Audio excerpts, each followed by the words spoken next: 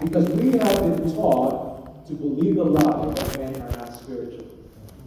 We have been taught to believe the lie that men are not emotional, that men cannot be expressive, that men cannot be in touch with their emotion to the Lord, that men cannot be what we normally and naturally see women to be. But I want to tell you that that's a lie from the pit of hell to hold you back from all that you're going to be in God. You notice that one of our heroes, David, King David, the giant slayer, manly man, killing lions and bears with his bare hands. He's got his own man cave the size of, a whole nation. You didn't realize how emotionally in tune he was to his God.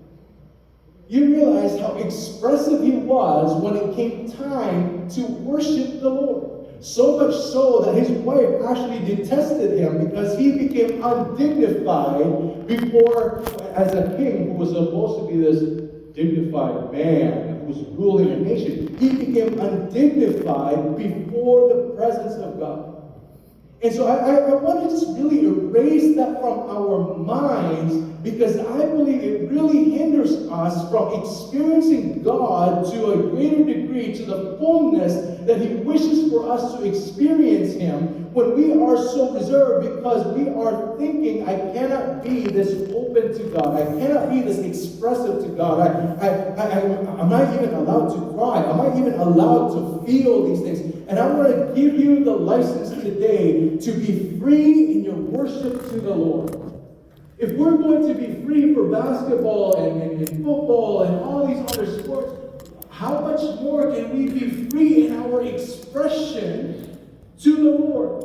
And perhaps when we become free in our expression to the Lord, the rest of our congregation, our leaders, our children, our sons, will then become free in their worship to the Lord and experience God like they never have before. But it starts with us modeling.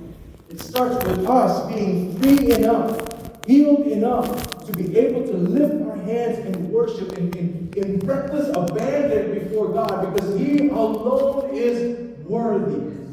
And when we sang